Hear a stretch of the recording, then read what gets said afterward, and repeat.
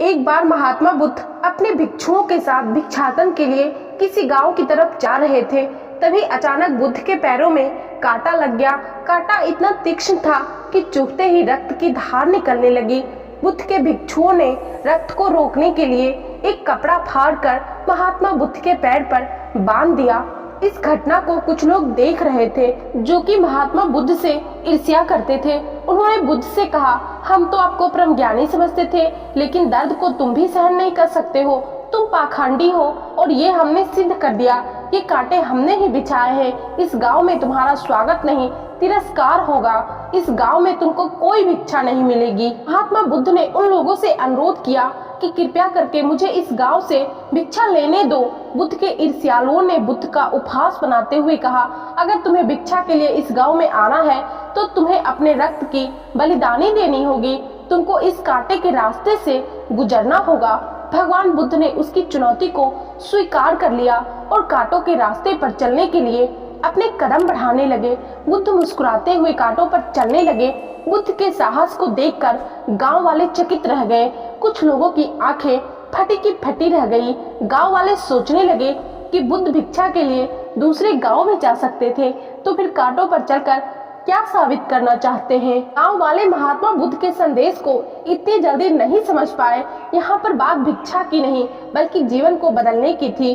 गांव वालों के भीड़ में एक सुमित नाम का युवक था, जो बुद्ध पर हो रहे अत्याचार को देखकर द्रवित हो गया। सुमित दौड़ कर गया और बुद्ध के पैरों के सामने से कांटे को हटाने लगा, पर बुद्ध के ईर्ष्यालु उसे रोकने लगे और गांव से दाना पानी ना देने की धमकी देने लगे। पर उसने किसी की ना सुनी और कांटों को हटाते हुए बोला, हे भगवान, इन मुट्ठी भर लोगों के लिए अपने आप को कष्ट मत दीजिए। आप गांव में प्रवेश कीजिए। बहुत सारे लोग आपको भिक्षा देने के लिए आतुर हैं। बुद्ध ने सुमित को अपने पास बुलाया और आशीर्वाद देने लगे।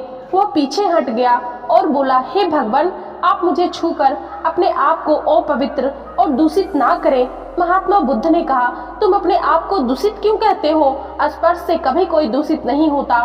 मनुष्य तो लोभ, लालच, घृणा, ईर्ष्या से दूषित होता है। तुम्हारे अंदर तो प्रेम भरा है।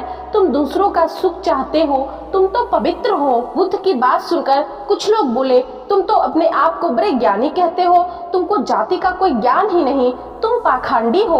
बुद्ध बड़े ही शांत स्वभाव से कहते हैं, मानव से मानव की मानवता छीनना पाखंडी की निशानी है। मुझे पाखंडी बोलकर यदि आपको संतोष मिलता तो मेरे लिए दुख का कोई विषय नहीं। कुछ लोग बुद्ध पर बरस पड़े, परंतु यह तो धर्म शास्त्र है, फिर यह पाखंड कैसे हुआ?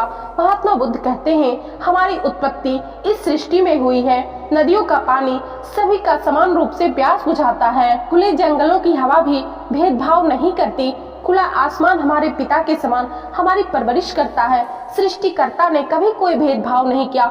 फिर हम इंसान कौन होते हैं भेदभाव करने वाले? मानव मानव में भेद करके अपने संबंधों को बिगाड़ता है। महात्मा बुद्ध के वचन के बाद कुछ लोग कहते हैं, अगर आप इतना ही कहते हैं तो इसको अपना भिक्षु क्यों नहीं बना लेते हैं? बुद्ध ने कहा, अच्छा सुझाव है।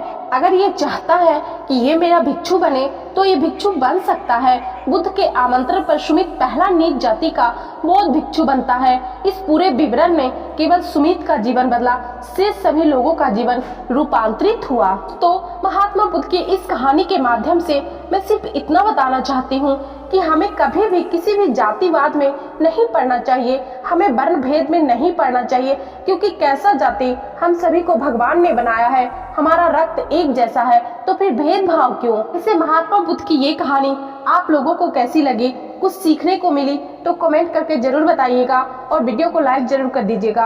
और यदि आप लोग चैनल पे नए हैं तो चैनल को सब्सक्राइब करके बेल नोटिफिकेशन जरूर प्रेस कर लीजिएगा, ताकि हमारे चैनल पे आने वाले अगले सभी वीडियो का नोटिफिकेशन आप लोगों को मिलता रहे। मिलते हैं नेक्स्ट वीडियो में, तब तक के लिए धन्यवाद।